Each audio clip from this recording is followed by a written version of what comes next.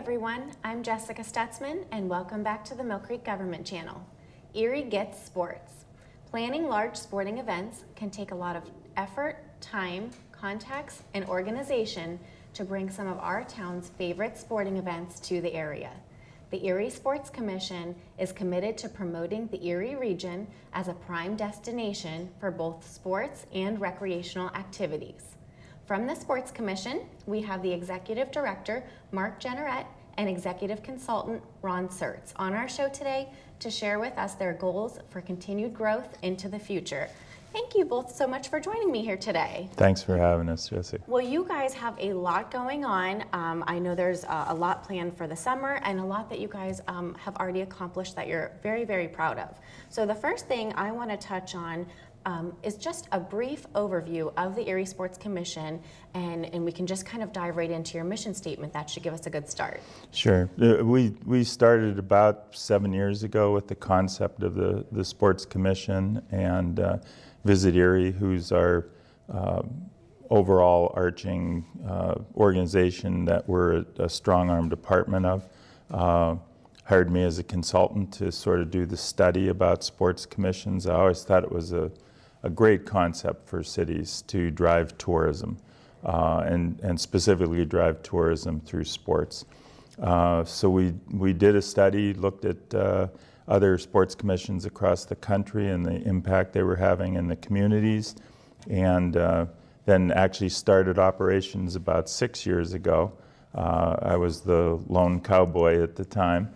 But then we've grown every year since. I think the first year we did 9 events, and we've grown to 60 events and generate $13 to $15 million every year of economic impact. So we feel very good about how quickly we got up and running, how well we were able to begin bringing events to the city.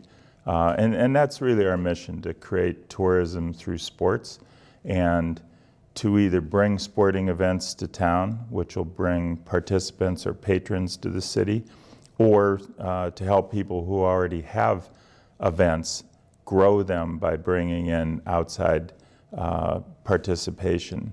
And it's all about bringing people to the city, hotel rooms, restaurants, entertainment, all of those things, and discover what a great city Erie is, and then maybe come back on their own. So it's all tourism related, and again, we're proud how quickly we've grown in those 7 years. And I'm really impressed by that number. That is a very quick turnaround, and for such a large amount of revenue for you guys to help generate for the Erie area, that's very, very impressive. And again, when we think of sports, we think, I mean, there's such fun pastimes. You know, whether you're watching the sporting event or you're participating in the sporting event, I know that Erie really does love its sports. So what type of events do you typically host or support? Well, we basically will host or support anything within reason. We do anything from basketball tournaments, youth and collegiate, lots of baseball, lots of fishing, obviously because of our locale. We've done things as unique as yo-yo championships. We do a Lantern Fest, which clearly is not sports or competition, but it was something that we saw that we thought was cool, and there's nobody else in town that would have met with these people and tried to attract their event to town. So I think we run the gamut, and I think what we've done, and Ron and I share a sort of equal vision. We like the different things. We did a freestyle jet ski show down on the waterfront a couple years ago that has transformed into hydro flight, which is unique and can only be done on locations on the water. So we're always out looking for something new and interesting that will shine a different kind of light on Erie to say, we just don't do the normal sports year after year after year. Yeah, and like you just mentioned, you know, the Lantern Fest, those are recreational activities. So it's not just sports. You guys are heavily involved in the recreation side, and like you said, doing maybe some of those off-the-wall events that, you know, maybe people didn't think would be a success, and you really have shown that they are a great attraction to the area. Yeah, and even those participation events, sometimes they're not competitive, they're just fun. And we really believe that it adds a lot to Erie's culture and entertainment and enjoyment, their family events, whether you're participating or viewing. And so we sort of run the gamut, like Mark said. We're either doing NCAA championships at a high level or fun runs, and everywhere in between. So we try to find unique things. Many times since I heard Mark, he and I have been out throughout the country looking for these types of events and going to conferences and symposiums, meeting with rights holders to try and identify. Many times we're working 2 or 3 years out in order to bring these events to Erie, and at the same time we're marketing Erie. We're telling them what a great city we have, what great facilities we have, and that's what it's all about too, is filling facilities and driving revenue into the city. But once they've discovered Erie and once we pitch them on coming to visit, it's an easier sell because many of them haven't been to Erie, don't know what Erie is, but once we bring them to the waterfront or they see what kind of entertainment and hotels and restaurants we have, it becomes an easier sell for us. And that led me right into my next question is, you know, how do you secure events? And you really just touched on it, but, you know, Erie does, in our location on the lake, does make it such a great pitch, you know, when you are meeting, and it sounds like you go nationwide meeting or looking for these other events to bring to Erie, is that right? Yeah, we travel to 4 or 5 national conferences a year, meeting with probably about 100 event rights holders through the course of the year, maybe a little bit more.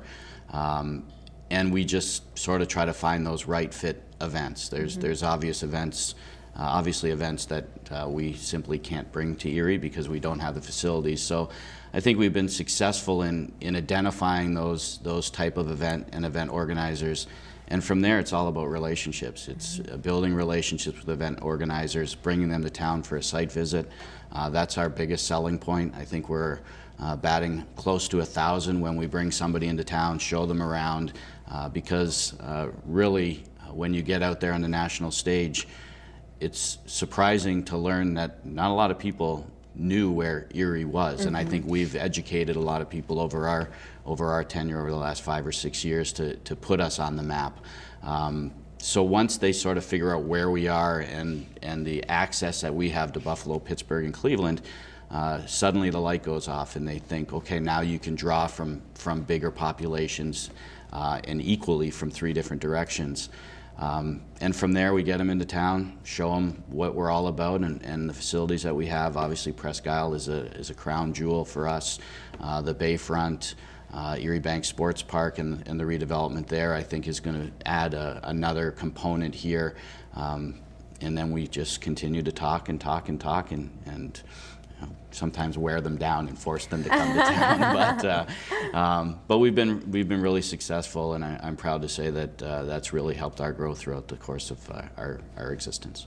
Jessica, the other thing that happens, and it's a little bit of a snowball effect, once we've had these people here and then we get them to have their events here, they sort of spread the gospel about what a great host city Erie is, not only with the amenities we have and the facilities we have, but with the support they get from the Sports Commission, because we help them with volunteers, we help them with funding, we help them with sponsors. We do a lot of things to support their event because we want them to be as successful as possible so that they'll repeat their event here, whether it be annually. Some will come every 2 years, some will come for 3 years and then go away for a while and come back. But we want them to talk about Erie and how great Erie is as a host city. And I know that you guys sometimes have your work cut out for you, because sometimes these events, you're competing against really large cities that are, down south, or, maybe Florida or California, and you bring them to Erie. And I'm sure that, again, not only do we have a lot of amenities and we have, a beautiful landscape, but we're also reasonably priced for when their guests do attend your event. And so for the community impact, how does Erie, and we just talked about economically, and we can mention that again, but how does the community benefit from you bringing, again, all of these wonderful events to Erie and almost beating out those other big cities? Well, let me address the competition side of things. It's intense. There are sports commissions popping up all over the place. And in fact, the last conference we went to in April, there were 100 new destinations at that conference and only one new sporting event. So all of a sudden, you've got now all that extra competition going after the same event. So it is a challenge, because you have to differentiate yourself to the other locations, and I think we do that through customer service and being able to give a lot of these event rights holders a lot more value to their event that's free to them. We are a free service. We're funded by a percentage of the hotel tax, which is important to know. And that's a great way to convince these people to come. We do some electronic billboards to create visibility for their events. So that's where we sort of differentiate ourselves with others. I know we did the color run here for 4 years, and the gentleman that we worked with for the first 3 years, the race director, had said afterwards that he got more support in Erie than he got anywhere else. And I think that's a real positive signal and message to be sending to others. Very positive feedback. Yeah, and I think the other thing is that sets us apart is, you're right, we compete with a lot of other cities, but other cities, sometimes those events get lost in the big cities because there's so much else going on. When we bring them to Erie, it's a big thing for them, for the city. The publicity they get, the TV coverage they get, the support they get from the community, sponsors and so forth is very different. And so we're sort of a bigger city with a small town attitude, and I think those events love that kind of thing. And the Erie community really does rally behind you guys. And I know you mentioned it earlier, economic impact. In 2018, you guys brought in over $14 million to the community. That is just amazing. It's so impressive. It really does get spent here locally. And I want to know, how is that measured? Well, we use a national calculator. It's called the DMAI, Economic Impact Calculator. We input information such as number of participants. There's automatic calculations made, whether it's a youth or adult or college event. And really, we just pump those numbers into that calculator, and it spits out a number that tells us what the impact would be of that event based on numbers. We do it as a pre-calculation on estimated numbers. We do it again afterwards on actual numbers so that we can measure the estimations. But a lot of the calculation comes just through the calculator itself. And again, most of the sports commissions and visitor bureaus around the country adopt that calculator, and it's a national standard. So we've done a lot of surveying at events to try to gather information firsthand from participants. Sometimes that can be challenging. To be able to be in the registration process to actually gather that information, we've learned we have to really be part of that process. If we're sort of on the outside, people nowadays don't want to stop and do that, but if we're in that process, it really helps. But so we're actively surveying probably 5 or 6 different events a year. One of the mandates that we do make from our event organizers is at the end they supply us with a zip code report so that we can measure where people are coming from. We map out those zip codes to determine straight out. It shows you right in front of your own eyes that there's people coming from out of town. So those are the main ways, but we do track a lot of different things. We attract impact with charitable organizations in town. We track event days. we are tracking obviously the number of events that we're doing, economic impact, and just to be as concise as possible when we come out with numbers like $14 million. It's the one thing that is good about the business is everything is so measurable. Mm-hmm. How many events, how many event days, what's the impact you have, how many participants, how much coverage did you get? We have a young lady that works with us, Emily Biddle, who does an absolutely outstanding job of promoting these events and advertising these events and letting the community know what's coming in, and then afterwards what the results were. And so I think because everything's so measurable, it's easy to look and see how successful we've been over the time we've been in operation, because it's not our opinion, it's just a matter of fact of mm-hmm. what we've generated for the community. Mm-hmm. And the community on a larger scale, how does Erie play a role in the larger statewide level of all of this? Well, we're a member of Pennsylvania's, an organization called Pennsylvania Sports. I'm proud to be the chairman of that organization for the past 2 years and now going forward for a couple of years. And it's right now 13 organizations similar to us, sports-oriented, tourism-type destinations. And what we do is act as a group. So selfishly, Mark and I want to have as many events here as possible. Mm-hmm. But if we can't, we want to make certain that some of those events who might be too big for our community or might not have the right facilities, take those events elsewhere in Pennsylvania. We work with the state to try and draw tourism for the state. And so we act in concert with one another. We'll go to some of these big conferences and conventions as a group, as Pennsylvania Sports. So we're all geared up with the clothing that sort of demonstrates we're with Pennsylvania Sports. And we meet as a group with various rights holders. And again, the attempt is to keep the tourism dollars in Pennsylvania. Mm-hmm. And to have some of the other members who, and they range from Pittsburgh and Philadelphia and Hershey, Harrisburg and Erie, to maybe they have an event that's been there for a couple of years and the event rights holder wants to move it to a new location. Well, they'll pitch Erie, for example, as, hey, they've got a beautiful waterfront, you should take a look there. So we try to keep that within the state. Mm-hmm. And again, I know there was a study done last year to determine the economic impact of the sports in the Commonwealth. What did that study show?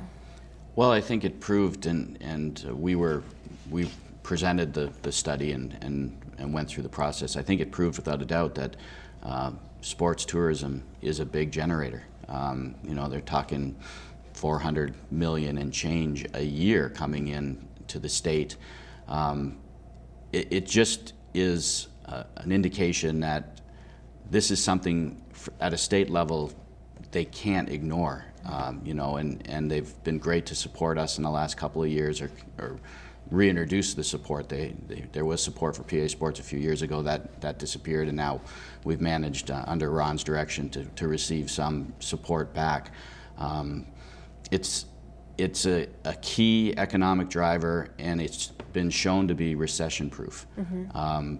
If your kids are playing baseball and they want to go to a tournament, you basically go and play in the tournament, whether you make it happen. You make it happen because you want your kids either to continue to enjoy their childhood and playing the sport, or some parents who have the vision that their child is going to get an NCAA scholarship, and that's a driver. Mm-hmm. And so again, under Ron's direction as the chairman for the last 2 years, and he'll serve in that role for another 2 years, he's been very successful in politicking amongst the politicians, that this is an important entity that the state should support. It is, and you hit home with me when you said, parents have their ideal vision of what their child. My husband already has our daughter's, dream job picked out for her. I said, marine biologist or, archaeologist. I'm thinking all the sciences, and so she's going to be a professional golfer. So that's our daughter's future career, and so he's, already bought her. She can't even walk yet, but she has her first set of golf clubs.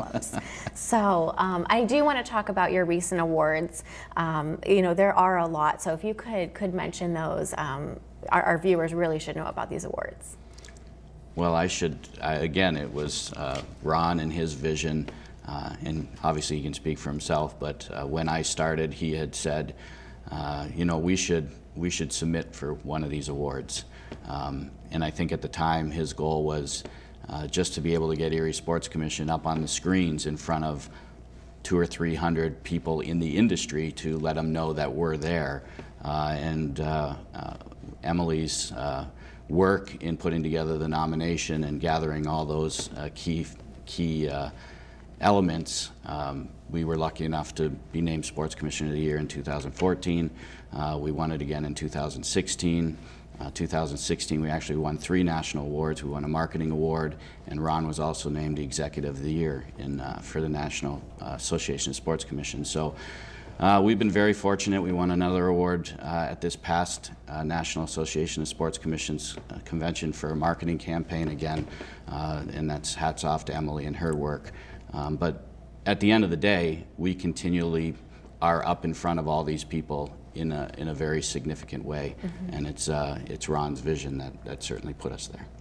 And I think we were lucky in many ways because we were new to it, so our growth was magnified. They recognized quickly that, geez, these guys just started up, and 3 years later, they're driving 40 events, 45 events, and we continue to grow, and we've continued to be successful. And again, the people who have supported us for those awards are the ones who recognize that what Erie is. And I'd have to say that too. We've won awards. We're very proud of that, but we've also helped Erie win a lot of these awards. So it's more about Erie than it is the Sports Commission.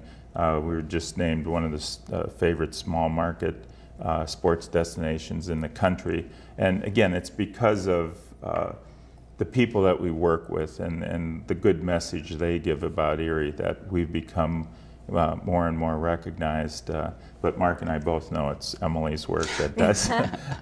She's the one who has to put everything together for a presentation. So we're very proud of that. She deserves a lot of credit. We have to wrap up here. Our show is actually just about done. The one thing I don't want to miss here is that, Ron, you have a new role. So if you want to just let our viewers know quickly what that new role is. Sure. I was the executive director and decided in June, at the end of June, to transition to Mark. I'm proud to have had Mark as our events director since we hired that position, and he's young and enthusiastic and talented, and just him taking over as executive director allows me to back out a little bit but still stay in a consultant role. I'm passionate about the business and about the organization, and so in my new role I'm just sort of doing whatever Mark wants me to do and lend him a little of the experience that I've had over the years. And what's your takeaway message for our viewers today? I think that we're a resource. If you have an existing event that you have some vision of growth, come and see us. If you have an idea for an event that can drive tourism, come and see us. We're a free service. There's a lot of times people are wondering what the catch is. There is no catch. As long as we can create a hotel component that's going to drive some tourism, that's going to help drive some of the hotel tax that funds our resources and our operation, we're interested in talking to you. And where can people reach out to you, either social media, phone number, website? You have all of those? Yep, eriesportscommission.com is where you can get all the information. We're on Facebook, Twitter, Instagram, pretty active on all the social medias, but certainly the best resource is eriesportscommission.com. Thank you so much. And before I go, I have you guys have a couple upcoming events you've been working on, and I just want to mention them, and I really did want to dive into them today, but you guys had so much information we needed to get out there. Lake Erie Cycle Fest, the Lantern Fest, Barber Beast on the Bay, the Icebreaker presented by LECOM, the Santa Hustle, and then some future upcoming events, the PA State Bowling Tournament in 2019, and the NCAA Women's Frozen 4 in 2021. So those are really, really wonderful events that our viewers need to check out and be an audience member and attend these events. But if anybody else in the area needs to reach out to you guys to for growth of their event, they should reach out to you guys. For sure. Absolutely. Yeah, the more we can give back to them and make their events successful in any ways, they should always ask the question, what can we do what can the Sports Commission do to help them grow and get bigger and better? They should be asking the question, and generally we have some pretty good answers for them. Yeah, thank you so much for you both being here. I know that you guys are very, very, very busy planning all of these events. Thanks for having us.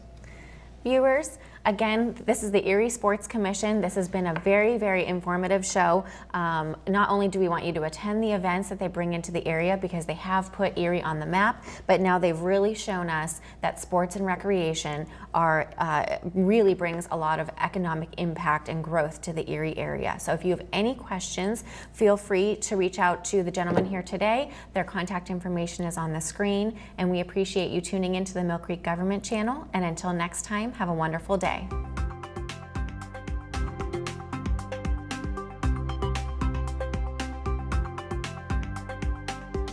You're watching the Millcreek Government Channel, powered by WQLN Public Media.